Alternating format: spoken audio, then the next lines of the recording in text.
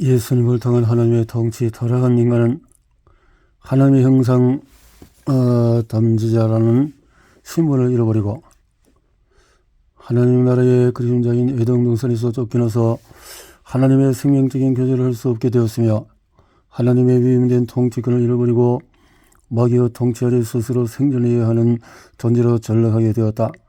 그러나 하나님께서는 다시금 하나님의 자녀들의 들과 땅을 회복하기 위해서 만세전부터 감추었던 비밀의 경륜을 예수 그리스도를 통하여 계시하기로 섭리하셨다. 에베소서 3장 9절에서 11절에 영원부터 만물을 창조하신 하나님 속에 감추었던 비밀의 경륜이 어떠한 것을 드러내게 하려 함이라. 우리 주 예수 안에서 예정하신 뜻대로 하신 것이라. 마태복음 1장에 예수 그리스도의 나심을 아니라 그의 어머니 마리아 요셉 잉태한 것, 그가 자기 백성을 그들의 죄에서 구원하실 자이심이라.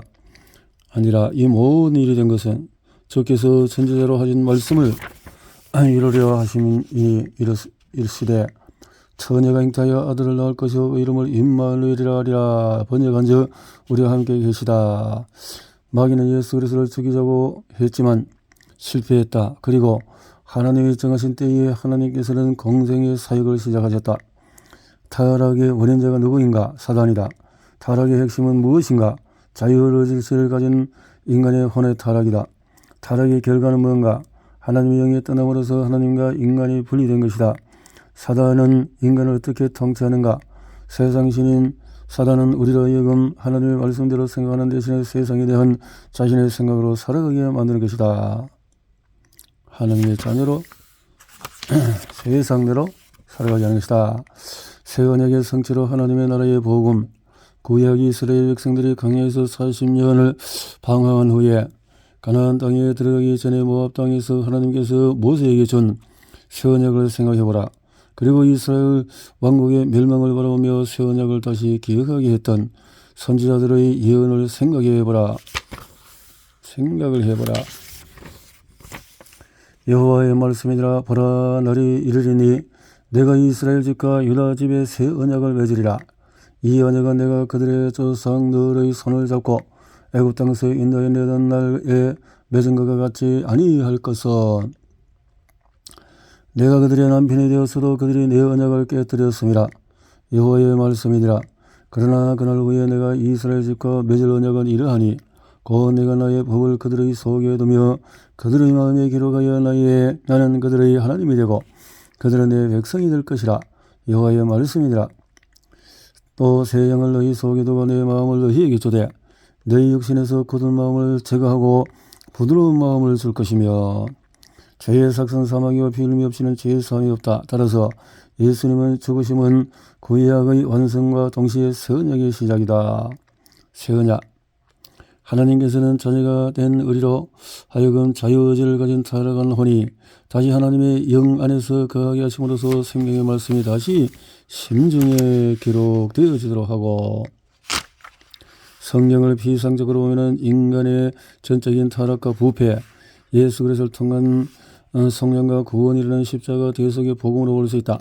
그 관점에서 보면 마귀의 통치뿐만 아니라 하나님이 누구이신지 또한 그분 안에서 감추어진 비밀의 경륜을 알 수가 없으며 하나님을 두려운 하나님의 심판의 하나님으로 볼 수밖에 없다. 그러나 하나님 나라, 하나님의 통치의 관점에서 볼 때 겉으로 드러나지 않지만 자기 백성을 포기하지 않으시는 놀라운 하나님의 사랑을 보게 되어야 된다.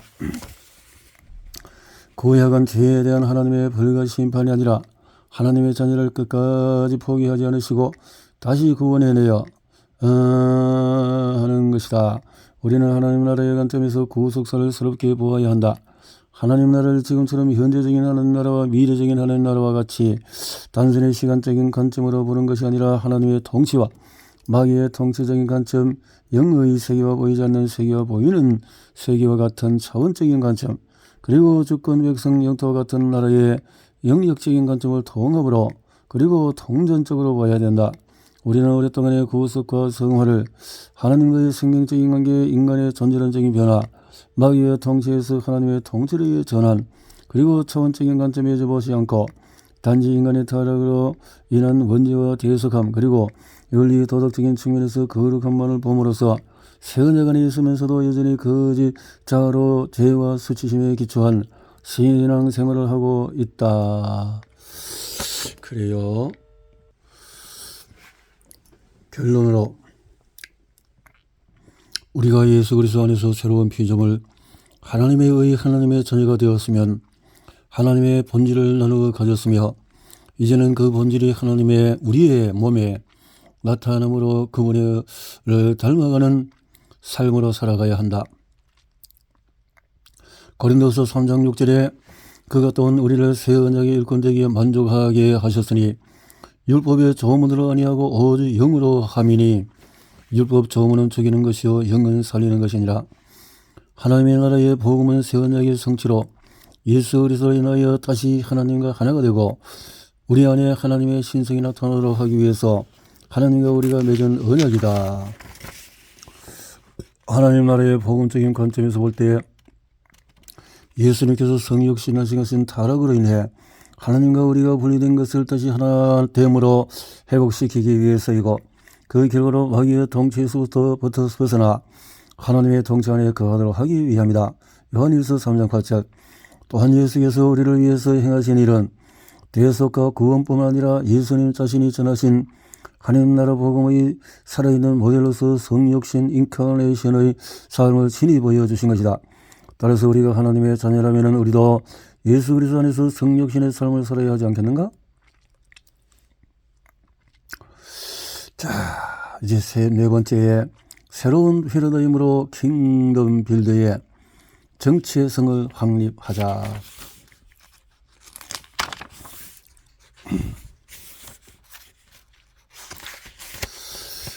지금까지 하나님 나라 복음적인 영성이란 무엇이며 현 개신교의 흐름과 기독교 영성의 한 단계에 대해서 그리고 올바른 영성을 위해서 기초를 다지기 위한 하나님 나라 복음적인 관점에서의 구원에 대해서 알아보았다. 이제 이를 바탕으로 예수님께서 전하신 하나님 나라 복음을 담을 수 있는 새 가족 고대가 되기 위해서 어떠한 패러다임의 전환이 필요한지에 대해서 알아보도록 하자. 새 포도주는 새 포도주의 부디에 닮아야 한다. 우리는 매일 자신의 온전하지 못함을 느끼며 동시에 자신이 해결하지 싫거나 힘든 문제들을 어찌할 수 없이 직면하면서 하루를 보내게 된다. 대부분의 그리스도인들이 당면한 문제들은 또 해결하고 좀 더 나은 삶을 살기 위해 말씀을 읽고 기도하는 다양한 기독교적인 활동을 한다. 2000년 전에 이 땅에 오신 예수님께서는 이 문제에 대해서 어떻게 말씀하셨는가? 첫째, 먼저 우리 자신이 누구인지를 알려주시고 예수 그리스도 안에 있을 때에 하나님께서 주신 생득권이 무엇인지를 알도록 하셨다. 그 말은 우리가 하나님을 떠난 후에 전적 타락과 더불어 전적 무능한 존재라는 것을 알려주신 것이고 동시에 예수 그리스도를 통하여 우리가 진정 누구인지를 알게 하신 것이다. 둘째로 매일 닥치는 힘든 문제들을 해결하며 좀 더 자유롭고 행복한 삶을 사는 것이 우리가 살아가는 이유가 아니라 그보다는 그런 일이 일어나는 이 세상에 더 이상 묶이지 않고 하나님 나라에서 하나님의 자녀로 하나님의 영광을 드러내는 삶을 살아가는 것임을 알려주셨다. 그런데 지금 우리의 신앙생활을 되돌아보면 이 두 가지 대해서 우리가 주님의 뜻을 제대로 알지 못하고 있음을 볼 수가 있다. 첫째로 자신의 타락과 무능을 알고 하나님의 은혜를 경험하기보다는 거짓자의 노력으로 하나님의 약속을 얻어내고자 하는 삶을 살고 있다. 예수 그리스도를 믿고 하나님의 자녀임을 믿지만은 실상은 자신이 예수 그리스도 안에서 자녀됨을 체험하지 못하고 그 결과 생득권을 누리지 못하고 있는 것이다. 둘째로 자신의 생각과 감정을 통해서 하나님을 나타내기보다는 그래서 오랜 세월 교회에 다니면서 열심히 배우고 최선을 다해서 신앙생활을 하는데 우리의 신앙이 다람쥐에 쳇바퀴 도는 것처럼 제자리로 느껴지고 말씀대로 살지 못하는 이유는 뭔가? 새 포도는 새 언약을 말한다. 신령한 그리스도 안에서 너희를 어린아이 대함과 같이 하느라 육의 마음에 쓴 것이라 신비에 신 것이라. 예레미야 31장 33절에 그러나 그날 후에 내가 이스라엘 집과 맺은 언약은 이러하니 내가 나의 법을 그들의 속에 두며 그들의 마음에 기록하여 나는 그들의 하나님이 되고 그들은 내 백성이 될 것이라. 거짓자라는 옛 가족부대, 거짓자는 하나님의 영이 떠난 후에 타락한 혼이 자신의 정체성을 유지하기 위해서 뇌와 심정을 통해서 떠오르는 생각을 선택하여 자신과 동일시할 때 만들어진 자아다. 심리학에서는 이를 에고, 성경에서는 겉사람이라고 부른다. 이 거짓자아는 스스로 만든 허상이고 하나님의 생명에 의해서 새롭게 창조된 새로운 자아가 아니기 때문에 예수님께서 알려주신 생명의 말씀을 지식적으로 받아들일 수 있지만 생명적으로는 받아들일 수가 없다. 이 말씀을 깊이 묵상해보자. 주님께서는 우리에게 진리의 말씀을 전해주지만 실상 그 말씀이 영이고 생명이라는 것이다. 생명은 뭔가? 바로 예수 그리스도시다. 우리는 말씀을 해석함으로써 진리를 깨닫는 것이 아니라 영이요 생명이신 예수 그리스도와 하나가 되어야 한다. 깨어남을 통해 옛 가죽 부대를 버리라. 이 구절에서 육신을 따르는 자는 바로 혼이 자신의 몸에 종노릇하는 거짓자로 살아가는 자를 말하는 반면에 영을 따르는 자는 혼이 하나님의 영 안에 거함으로써 그리스도의 의식으로 살아가는 자를 말한다. 사도 바울은 8장 6절에서 8절에 이렇게 말한다. 육신의 생각은 사망이요 영의 생각은 생명과 평안이니라. 또한 모든 것을 해로 여김은 내 주 그리스도 예수를 아는 지식이 가장 고상하기 때문이라. 한편 빌립보서 3장 8절의 그리스도 예수를 아는 지식은 헬라 그노시스, 히브리어 야다에 해당하는 말로 어떤 것이나 사실에 대한 관념적인 지식이라는 뜻뿐만 아니라 관계적인 알을 의미하는 경험이다. 하나가 되다. 안타깝게도 우리는 너무나 오랫동안 낡은 가죽 고대에 새 포도주를 넣는 일을 해왔다. 하나님의 생명에 임했음에도 불구하고 여전히 거짓자로 살면서 자신의 심정에 기록된 세상에 대한 경험과 지식에 기초하여서 주의 말씀을 생각하고 느끼고 판단해 온 것이다. 거짓자가 저처럼 살아갈 때는 아무리 진리의 말씀을 듣고 믿어도 그 말씀은 자신의 심정에 기록되어질 수 없으며 그 결과로 진리의 말씀이 자신의 몸과 그리고 삶에 풀어지는 것을 경험하지 못하게 된다. 우리가 하나님의 자녀라면 혼이 하나님의 영 안에 거하는 깨어남을 통해 영이요 생명이신 말씀이 우리 심정에 기록되어짐으로써 그에 따라 우리의 몸이 하나님을 경험하도록 해야 한다. 그것이 바로 새로운 피조물로서 매일 구원을 이루어가는 삶이다. 그것은 하나님의 영의 인도함을 받는 혼이 마치 소독꼭지를 틀면 물이 흘러가는 것처럼 하나님의 영이여 생명인 말씀이 우리 몸에 경험되어지도록 하는 것이다. 허용하는 것이다. 킹덤빌더 이 시대 좁은 문으로 들어가라 했네요. 천국은 킹덤 오브 헤븐은 하나님 나라 킹덤 오브 갓의 어원상 동일한 의미다. 그러나 천국의 경우에 동양적인 의미인 천당, 죽고 난 다음에 가는 저 높은 하늘 위에 있는 복락의 장소를 지칭하는 의미로 혼동되기가 쉽다. 한편 하나님의 나라에서는 나라는 헬라어로 바실레이아, 이 단어의 뜻은 통치, 주권, 치세, 왕권이다. 그러나 오늘날 21세기를 살아가는 우리는 일반적으로 나라라고 하면 마치 공간적인 영역을 나타내는 네이션으로 오해하기 십상이다. 하지만 성경이 말하는 하나님의 나라는 하나님의 통치를 의미한다. 따라서 하나님의 나라를 가장 잘 표현해주는 용어는 바로 킹덤. 한편 빌더는 건축업자를 의미한다. 빌더는 주인이 준 청사진대로 만들어가는 자이지 자신이 원하는 대로 건축하는 자가 아니다. 따라서 킹덤 빌더라고 하면 하나님의 나라를 이루어가는 자를 말한다. 그러나 학자들이 생각하는 것처럼 킹덤 빌더가 이 세상에 하나님의 나라를 건설해 나가는 것은 아니다. 하나님의 나라는 우리 안에 있기 때문에 킹덤 빌더는 자신 안에 있는 하나님의 나라가 온전하게 이루어지도록 하는 자이다. 그럴 때 하나님께서는 우리 몸을 통해 이 세상에 하나님의 통치를 나타낼 수 있게 된다. 킹덤 빌더의 정체성 확립은 하나님 나라의 복음을 제대로 이해하기 위해서는 예수님의 대속과 부활 사건을 단지 구약의 율법에서 벗어나는 관점이 아니라 인자로 오신 예수 그리스도를 통하여 하나님과 새 언약을 맺게 됨으로써 우리가 다시 하나님의 자녀로 돌아가 하나님께서 본래 우리를 창조하신 목적대로 사는 관점으로 봐야 한다. 율법은 뭐냐? 범법함으로써 더해진 것이라. 율법은 모세로 말미암아 은혜와 진리는 예수 그리스도로 말미암아 하나님과 생명적인 관계를 가지게 되었음을 알아야 한다. 생명적인 관계가 되어졌다 라는 거죠.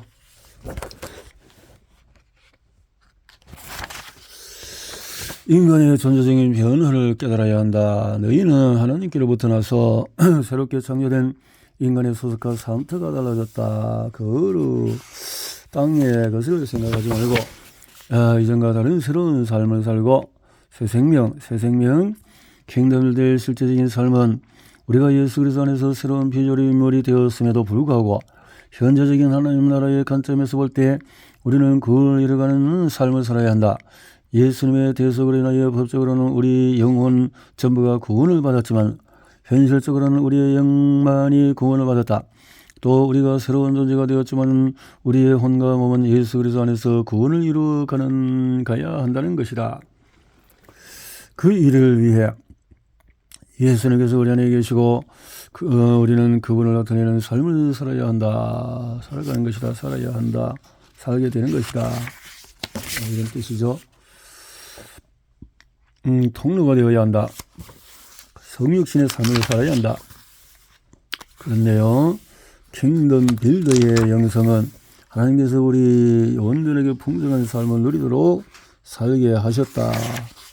그래서 결론으로 예수님께서 전하신 하나님의 복음은 하나님과 분리된 타락된 인간을 다시 예수 그리스도로 인하여 하나님과 하나 되게 하는 계획인데, 오늘 기독교는 거짓자가 주체가 되어 하나님과 분리된 상태에서 모든 것을 이원성적인 관점에서 이분적으로 나누고 부정적인 인간을 기초해서 성과 악, 영과 몸, 신과 인간이라는 관념과 개념과 신념으로 나누고 자신의 죄와 타락으로부터 벗어나고자 스스로 예수님을 닮아가고자 하는 권리와 속임에서 벗어나지 못하고 있다. 오늘날 기독교는 하나님의 나라의 관점에서 복음을 보지 않기 때문에 다음 세 가지에서 침묵하고 있다. 첫째, 전적인 타락에 대해서는 이야기하지만 구속 후에 우리의 본질이 새로워진 것에 대해서는 말하지 않고 있다. 둘째, 원죄에 대해서는 강조하지만 구속 후에 원복을 생득관으로 가지고 있는 것에 대해서는 말하지 않고 있다. 셋째, 오직 하나님의 섬기고 우상 숭배하지 말아야 할 것은 알지만은 구속 후에 하나님의 생명을 나누는 하나됨에 대해서는 말하지 않고 있다.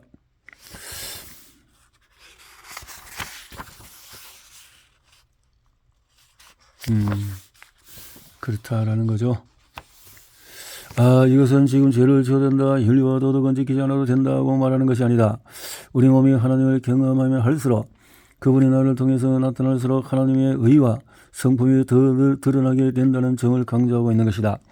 거듭난 후에도 우리 안에 임한 신성이 우리의 인성을 뚫고 나타나지 않는 것이 오늘날 그리스도인의 슬픈 현실이다. 속 사람의 그 사람으로부터 깨어나야 한다. 그것은 그 사람이 죽을 때 가능한 것이다. 그 사람과 속 사람이 무엇인지 아는 것은 거짓자의 깨달음일 뿐이다. 주체가 바뀌면 말씀을 받아들이는 것도 믿음도 기도도 삶도 바뀌게 된다. 하나님께서 예수 그리스도 안에 있는 우리에게 정말 원하시는 것은 무엇일까? 그것은 바로 우리로 하여금 죄와 죄악으로 인해 고통과 괴로움에서 벗어나 하나님의 형상을 따라 모양으로 지음을 받은 존재가 되어 다시 이 세상에서 하나님의 영광을 드러내는 존재로 살아가는 것이다. 이제 크게 2장으로 그리스도 안에 들어가기, 거짓자에서 벗어나기, 거짓자에서 벗어나기. 이제 내가 누구인지를 알아야 한다. 일부를 통해서 킹덤 빌더 영성을 체험하기 위한 진리에 기초한 새로운 도대와 그에 따른 패러다임의 전환에 대해서 알아봤다. 전환에 대해서 알아봤다. 킹덤 빌더. 내가 누구인지 알고자 하는 것은 모든 종교적인 철학적인 가르침의 핵심이다. 우리가 올바른 삶뿐만 아니라 진정한 영성을 나타내기 위해서는 자신이 누구인지를 제대로 알아야 한다는 것이다. 나는 누구인가? 당신이 자신이 정말 누구인지 아는가? 그것을 할 때 고통과 방황의 삶에서 해방이 된다. 우선 나는 누구인가? 라는 질문을 자신에게 던져보고 그에 대한 자신만의 답을 해보라. 아마 모두 내면의 목소리로 나는 누구누구다 라고 자신을 말할 것이다. 당신의 이름이 당신인가? 그것은 각 사람의 붙인 꼬리표이고 나를 표방하거나 다른 사람이 나를 인지하기 위한 이름이지 내가 아니다. 그렇다면은 이번에는 동일하게 자신의 이름을 넣어서 나는 너가 아니다 라고 말해보라. 그렇게 하면 당신이 사라지는가? 우리는 자신의 몸을 생각하며 내 얼굴은 어떻고 내 키는 얼마고 건강 상태는 어떻다라고 말할 수 있을 것이다. 그러면 어릴 때는 어떻게 했는지 생각해보라. 나는 지금 어디고 다니고 매일 어떤 일을 하고 있다라고 말할 수도 있을 것이다. 나는 선생, 약사, 직장인, 전업주부다. 또는 내 전공은 뭐고 전문가. 더 재미있는 사실은 우리는 모든 것을 자신과 동일시한다는 것이다. 내 직장, 내 돈, 내 집, 내 차, 내 인기, 내 건세 등등 본래 의미는 나의 존재를 유지하기 위해서 필요한 것이 직장 등등등등인데 나와 동일하고 있다. 그렇게 되면은 직장, 돈, 집, 차, 인기 등이 괜찮으면 내 존재가 가치 있게 되고 그것이 없어지면 자신의 존재가 무가치해지고 의미 없는 것처럼 여겨지게 된다. 실제로는 그것이 없어도 자신은 여전히 존재하는데도 말이다. 나는 어디서 태어났고 어떤 학교를 나왔고 내 과거는 이랬다는 등으로 자신의 삶에 대해서 이야기할 수도 있을 것이다. 그러나 그것은 당신의 삶의 여정일 뿐이다. 자신의 삶, 자신의 경험에 대한 이야기이지 자신의 존재에 대한 것은 아니다. 어떤 질병으로 고통 중에 있습니다. 정말 힘들어 죽을 것 같아요 라고 말할 수도 있을 것이다. 나 짜증나 이제 그만해요. 그딴 이야기 더 이상 듣고 싶지 않아요 라고 말하고 싶은가?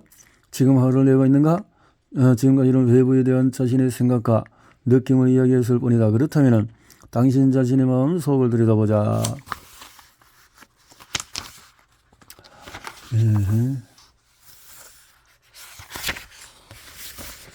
그렇다면 나는이라고 말할 때 진짜 나는 누굴까? 나는 너무나 놀랍게도 우리는 평상시 진짜 자신의 존재가 있음에도 그것을 의식하지 못한 뒤에 자신의 생각과 감정과 신체의 감각을 자신이라고 당연시하며 살아간다. 더 놀라운 사실은 그 생각과 감정을 멈추면 또는 신체가 제대로 작동하지 않으면 죽음이라고 생각하고 두려워하며 살아간다. 의식하나 우리는 자신 혹은 다른 사람과의 대화나 삶에서 한 번도 제대로 진짜 자신의 존재를 의식하지 않으면서도 삶은 늘 이 의식의 기본을 두고 살아간다. 내 느낌에는 말이야 등등으로 우리는 흔히 내 마음이 늘 혼란하다. 갈피를 잡지 못한다라고 말한다. 그렇다면 내가 혼란하다는 것을 인식하고 있는 존재는 누구인가? 그 말은 그 생각과 감정을 인지하는 내가 진정한 내가 아님을 뜻하는 것이 아닌가? 또 다르게 생각해보자. 아이고 시끄러워 라고 했다면 시끄러운 것은 이미 일어난 일이다. 지금 그렇게 말하는 것은 이미 일어난 일에 대한 해석이고 판단하고 있는 것이다. 그것을 통하여 자기 이야기를 만들고 있는 것이다. 우리의 혼은 외부 자극에 따라서 과거의 습관과 자동화된 사고방식에 따라서 떠오르는 생각과 감정을 선택하고 그것을 가지고 과거에 대한 견해와 미래에 대한 추론이 서로 상충되지 않도록 해석하고 판단하여 자신을 유지시키거나 보호하고자 한다. 다른 말로 자신의 경험과 지식에 기초한 생각으로 만든 과거와 그것에 기초하여 추론하고는 미래를 가지고 현실을 보는 것이다. 마음은 모든 정보를 저장하고 재생하는 내용 활동으로부터 나타나는 것이다. 세상은 언제나 변한다. 따라서 세상의 자극을 받아들이는 감각이나 그에 따른 마음의 생각이나 감정은 언제나 변화무쌍하다.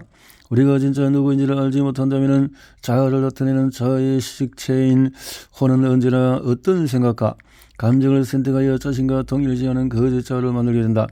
그렇게 되면 무의식 가운데서 자신의 마음이 자신인 것처럼 여기게 되는 것이다. 그렇게 되면 자신은 늘 온전하게 되기를 원하고 만족을 누리고자 하지만 결코 온전할 수가 없고 만족도 누릴 수가 없다.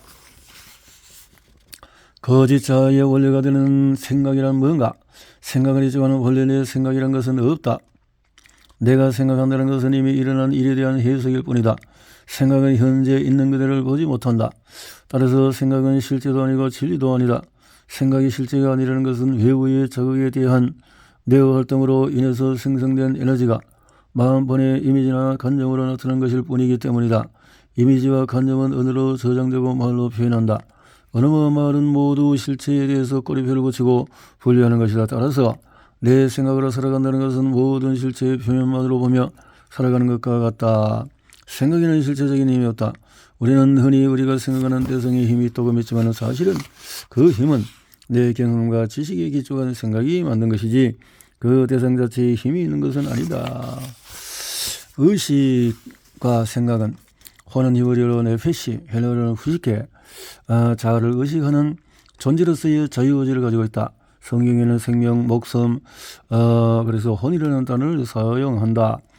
이런 생각, 이런 느낌이 든다고 말해도 실은 자신의 혼이 무의식 가운데 수많은 생각과 감정 중에서 지금 자신이 생각하고 있는 것을 선택하는 것 뿐이다. 혼은 생각을 통해서 거짓 자아를 만든다. 우리의 혼도 자신의 정체성을 온전히 유지하기 위해서 에너지가 필요하다. 거듭난자로서 당신이 어떤 생각이나 감정에 주의를 기울이거나 선택하지 않는 상태라면 당신의 혼은 이미 하나님의 영에 속해 있는 상태이다.